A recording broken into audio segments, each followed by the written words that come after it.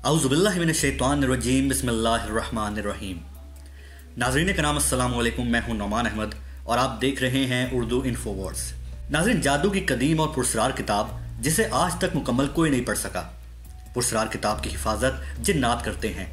اس میں درج negative powers یعنی شیطانی علوم سے کوئی بھی شخص طاقتور جنات کو اپنے قبضے میں کر سکتا ہے۔ کوشش کرنے والے اکثر لوگ پاگل پن، مرگی یا جنات کے حملے کا شکار ہو جاتے ہیں۔ کئی عرب ممالک میں اس پراسرار کتاب پر پابندی عائد ہے۔ ناظرین کرام، جن لوگوں نے اس کتاب کو پڑھنے کی کوشش کی ہے، ان کے ساتھ کیا کیا معاملات پیش آئے، کیا واقعی جنات اس کتاب کی حفاظت کرتے ہیں، آج کی اس ویڈیو میں ہم اس کتاب کی پراسراریت سے پردہ اٹھائیں گے۔ لیکن آگے بڑھنے سے پہلے تمام دیکھنے والوں سے گزارش کروں گا کہ اردو انفو ورڈز کو سبسکرائب کریں اور ساتھ بنے بیل کے آئیکن کو بھی پریس کر دیں تاکہ مستقبل میں آنے والی ویڈیوز بھی آپ کو بر وقت ملتی رہیں۔ ناظرین، 6 صدی ہجری کو عربی زبان میں لکھی گئی کتاب المعارف الکبرا روحانی عملیات پر مشتمل ایک ایسی کتاب ہے جو عملیات کی دنیا میں ایک پراسرار حیثیت رکھتی ہے اور آج بھی متنازع ہونے کے باعث سعودی عرب سمیت بہت سے اسلامی ممالک میں پابندیوں کا سامنا کر رہی ہے۔ عام طور پر اس کے بارے میں معلومات رکھنے والے افراد یہی جانتے ہیں کہ اسے 6 صدی ہجری کو ایک عالم جو کہ روحانی عملیات پر خاصا عبور رکھتے تھے،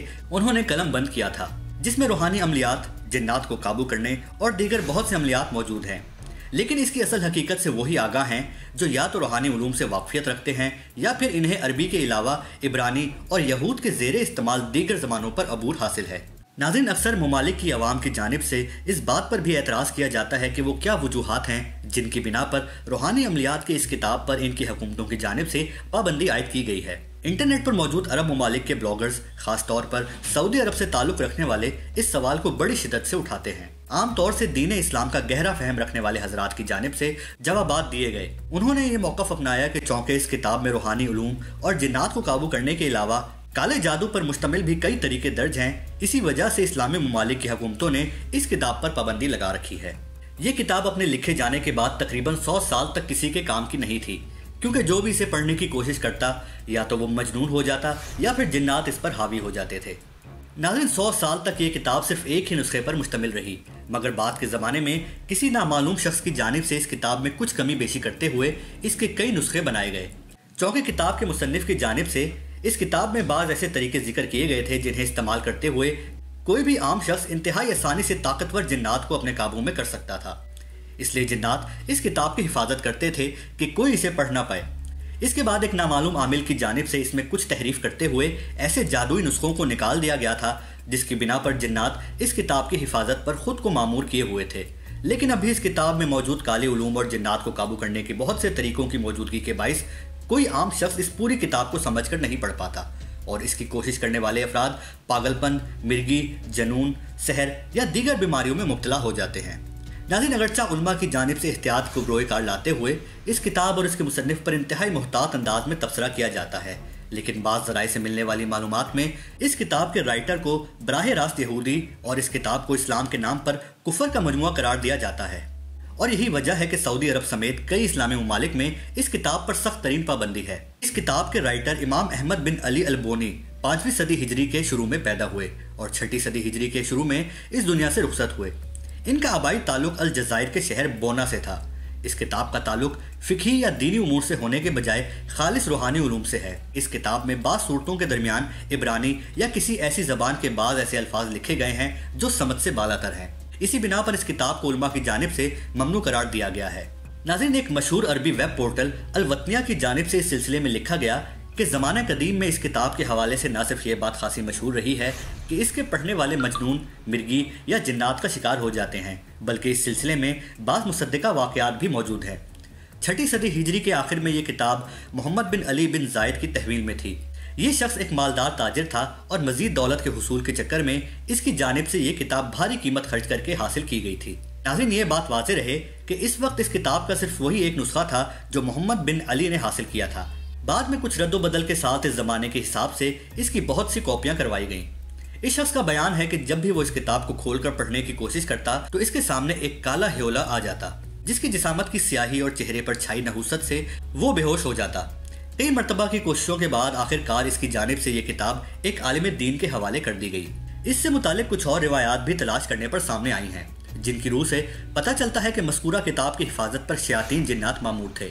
کیونکہ کتاب میں موجود بعض جادوئی طریقوں کو استعمال کرنے پر وہ انسانوں کی غلامی میں آ سکتے تھے۔ چونکہ کتاب خود ایک جادوئی عملیات کا نادر ذخیرہ تھی، اس بنا پر وہ جنات اس بات پر بھی قادر نہ تھے کہ مذکورہ کتاب کو کچھ نقصان پہنچا سکتے۔ ناظرین، چند واقعات کے بعد یہ کتاب منظر عام سے غائب ہو گئی، اور 7ویں صدی ہجری میں جب وہ ایک بار پھر منظر عام پر آئی تو اس میں موجود مواد کو ایک حد تک حذف کر دیا گیا تھا۔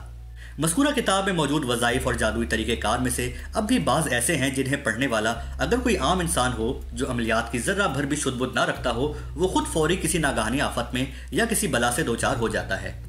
اب تک اس بات کی وضاحت نہیں ہو سکی ہے کہ اس کتاب کے وہ کون سے حصے، بول یا جز ہیں جنہیں پڑھنے سے انسان مشکلات کا شکار ہو جاتا ہے، کیونکہ اب تک سامنے آنے والے واقعات میں ہر وہ شخص اپنے اوپر آنے والی ناگہانی آفت کے بعد یہ بات سرے سے ہی بھول چکا ہوتا ہے کہ وہ کس حصے، بول یا جز کو پڑھ رہا تھا۔ اگرچہ علماء کا عام طور پر اس بات پر بھی اتفاق ہے کہ یہ کتاب بظاہر قرآنی آیات اور روحانی وظائف کا مجموعہ ہونے کے باوجود اپنے اندر کثرت سے پائے جانے والے غیر معروف الفاظ اور جملوں کی بنا پر بڑی حد تک مشکوک حیثیت کی حامل ہے، لیکن یمن سے تعلق رکھنے والے پچھلی صدی کے روحانی عامل علی بن ابراہیم نے اس پر بہت ہی زبردست بحث کی ہے۔ ناظرین، چونکہ علی بن ابراہیم کا تعلق خود روحانیت سے تھا، اس کے علاوہ انہیں عربی کے علاوہ عبرانی اور دیگر کئی زبانوں پر عبور حاصل تھا، اس لیے انہوں نے اس کتاب پر تحقیق کرتے ہوئے اس کے مصنف کو یہودیوں کا شکار کیا ہوا قرار دیا۔ کتاب میں موجود سورہ جن کا حوالہ دیتے ہوئے ان کا کہنا تھا کہ عام طور سے قرآن مجید میں پائی جانے والی سورہ جن 2 سے 3 صفحات پر مشتمل ہوتی ہے، لیکن اس کتاب میں لکھی گئی یہ صورت صرف اس لیے 13 صفحات تک طویل ہو گئی کیونکہ اس میں جا بجا عبرانی زبان میں پائے جانے والے شیطانی اور جادوئی بولوں کو لکھا گیا ہے۔ اس عامل کا کہنا ہے کہ دراصل احمد بن علی البونی گلگمش اور حمورابی کی تعلیمات کا شکار ہوئے ہیں۔ یہ دونوں افراد حضرت سلیمان علیہ السلام کی امت سے پائے جانے والے اس گمراہ گروہ کے سربراہ تھے جو سلیمان علیہ السلام کے بعد کالے جادو اور شیطانی علوم میں مہارت رکھتے تھے۔ ناظرین کرام، گلگمش اور حمورابی یہ دونوں افراد یہودی نسل اور اپنے زمانے کے انتہائی بگڑے ہوئے شمار ہوتے تھے۔ انہی سے چلنے والی شیطانی علوم اور کالے جادو کی بولوں کو اس کتاب میں جا بجا قرآن آیات میں چھپایا گیا ہے۔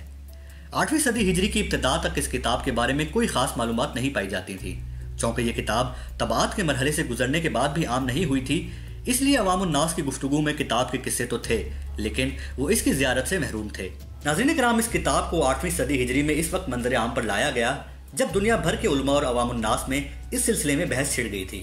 ناظرین کرام، یمنی روحانی عامل علی بن ابراہیم کا اس سلسلے میں کہنا تھا کہ مذکورہ کتاب میں بعض مقامات پر شیطانی علوم اور جنات کی مدد لینے کے طریقے اس انداز میں لکھے گئے تھے کہ اس سے ایسا محسوس ہوتا تھا کہ گویا ان طریقوں کے ذریعے براہ راست اللہ تعالیٰ سے مدد مانگی جا رہی ہے، لیکن حقیقت میں یہاں لکھے گئے طریقوں اور الفاظ کے ماننے جاننے والے افراد ہی اس بات کا علم رکھتے تھے کہ ان الفاظ اور جملوں کا کیا مطلب تھا۔ کتاب میں بنائے گئے خاکوں کے درمیان آیات قرآنیہ، انبیاء کرام کے نام، معروف فرشتوں کے نام کے علاوہ بعض اسماء الحسنہ بھی ذکر کیے گئے ہیں۔ ان خاکوں کے نیچے اسے استعمال کرنے کے طریقہ کار کے مطابق اگر انہیں استعمال کیا جائے تو براہ راست فرشتے اس کی مدد کو پہنچتے ہیں اور اللہ تعالیٰ کے حکم سے اس کا مطلب جاننے کی کوشش کرتے ہوئے اس انسان کی مدد کرنا چاہتے ہیں، لیکن حقیقت میں اس عمل کا تعلق کسی طور پر بھی روحانی علوم سے نہیں بنتا تھا۔ یہاں قرآنی آیات کی بے حرمتی کے ذریعے دراصل شیطانی علوم کا ذکر کیا گیا تھا۔ ناظرین، عرب بلاگرز پر اس کتاب کے سلسلے میں پائی جانے والی معلومات کے مطابق اس ایک شخص کا قصہ خاصا مشہور ہے جس کی جانب سے اس کتاب کے بعض ایسے حصوں کو استعمال کرنے کی کوشش کی گئی تھی جو علماء کی جانب سے مشکوک ٹھہرے تھے۔ اس کوشش میں اس شخص کو کئی سال تک در در کی ٹھوکریں کھانا پڑی تھیں۔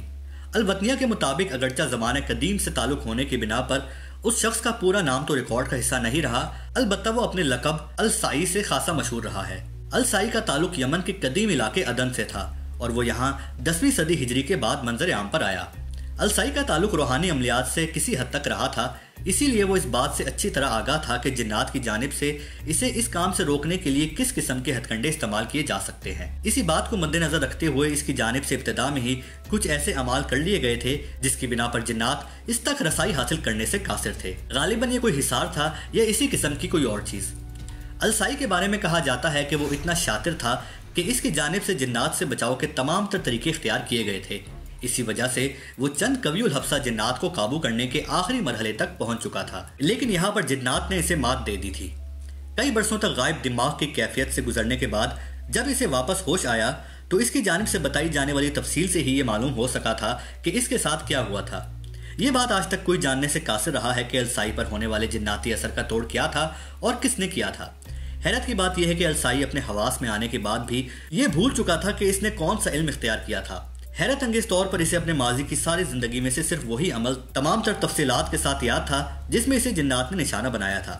شاید جنات نے اس کے دماغ سے تمام تر معلومات محو کر دی تھیں اور عبرت کے طور پر اسے اس واقعے کو یاد رکھنے دیا تھا۔ بہرحال السائی سے ملنے والی معلومات کے مطابق جنات کو قابو کرنے کے آخری مرحلے میں اسے پاک و صاف ہو کر قبرستان کے ایک خاص مقام پر پہنچ کر چلہ کاٹنا تھا۔ یہی بات السائی کو لے ڈوبی تھی کیونکہ وہ رات کے وقت جب قبرستان پہنچا تو وہاں شدید اندھیرا چھایا ہوا تھا۔ اگرچہ السائی قبرستان میں پھونک پھونک کر قدم رکھ رہا تھا لیکن ایک مقام پر وہ ایک ایسی قبر پر اپنا قدم جما بیٹھا جو اگرچہ زیادہ پرانی تو نہ تھی لیکن اس کا وزن نہ سہ سکی اور دھڑام سے قبر میں جا گرا۔ السائی کے اس قبر میں گرتے ہی اس کا بدن ناپاک ہو گیا تھا کیونکہ قبر میں لاش گلی سڑی حالت میں موجود تھی۔ یہی وہ موقع تھا جو جنات کے لیے انتہائی کارگر ثابت ہوا اور انہوں نے براہ راست السائی کے دماغ پر اثر ڈالا تھا۔ السائی کا بیان ہے کہ قبر میں گرنے تک کے تمام واقعات اسے اچھی طرح یاد ہیں۔ اسے یہاں تک بھی یاد ہے کہ قبر میں گرنے کے بعد اس کے سر پر کسی نے انتہائی بھاری پتھر یا کوئی دھاتی چیز ماری تھی جس کے بعد اسے ہوش نہ رہا تھا۔ دراصل یہ کوئی بھاری پتھر یا کوئی دھاتی شے تو نہ تھی بلکہ جنات نے السائی کے دماغ پر حملہ کیا تھا جس کی بنا پر السائی اس قبر میں پڑا رہا۔ صبح قریب سے گزرنے والے لوگوں نے اسے قبر سے گلے سڑے مردے کے ساتھ بے ہوشی کی حالت میں پایا اور جب اسے کیڑوں کی خوراک بنتے دیکھا تو وہ اس سے نکال کر باہر لے آئے۔ چونکہ السائی نے اپنے عمل کے لیے اپنے علاقے سے دور ایک قبرستان کا رخ کیا تھا اس لیے یہاں اسے کوئی نہیں جانتا تھا۔ اگلے تقریباً 10 سال تک السائی اس علاقے میں ادھر ادھر بے مقصد دیوانہ وار پھرتا رہا جس کی بنا پر وہ لوگوں میں السائی یعنی کوشش کرنے والا مشہور ہو گیا۔ 10 سال بعد ایک دن اچانک ہی اپنی دیوانگی اور حالت غیر سے دوبارہ صحیح ہونے والے السائی نے جب لوگوں کو اپنے قصے کے بارے میں بتایا تو پہلے تو کسی کی جانب سے اس پر اعتبار ہی نہیں کیا گیا لیکن بعد ازاں علماء اور روحانی علوم میں شد بدھ رکھنے والے حضرات کی جانب سے السائی کی باتوں کی تصدیق ہو گئی اور وہ لوگوں میں خاصا مشہور ہو گیا۔ اپنی ماضی کی شخصیت اور اپنے اوپر گزرنے والے حالات کے بعد لوگوں کی ہمدردیاں اس کے ساتھ ہو گئیں۔ اس کے بعد السائی نے عبادت، زہد و تقوی اختیار کر لیا اور وہ کچھ زیادہ عرصہ جی نہیں سکا، چند سال بعد ہی اس دنیا سے چل بسا۔ ناظرین کرام، آج بھی الشمس المعروف الکبرا کے نام سے عملیات کی کتب موجود ہیں جن کا اردو ترجمہ بھی دستیاب ہے، مگر یہ وہ کتاب نہیں ہے جو احمد بن علی البونی نے قلم بند کی تھی، بلکہ اس کے نام کو استعمال کرتے ہوئے مختلف عامل حضرات اپنی کتاب کا نام الشمس المعروف الکبرا رکھتے ہیں اور مصنف کا نام احمد بن علی البونی لکھتے ہوئے خود کو مترجم کی حیثیت سے پیش کرتے ہیں۔ ناظرین کرام، امید کرتا ہوں کہ آپ کو یہ معلومات ضرور پسند آئی ہوں گی۔ اگر آپ کو ویڈیو پسند آئی ہے تو اس ویڈیو کو لائک کیجئے، اپنے دوستوں کے ساتھ شیئر کیجئے اور اس چینل اردو انفو ورڈز کو ضرور سبسکرائب کیجئے۔ ملتے ہیں پھر کسی اور ویڈیو میں، تب تک اپنا اور اپنے گھر والوں کا خیال رکھیے گا۔ اللہ حافظ۔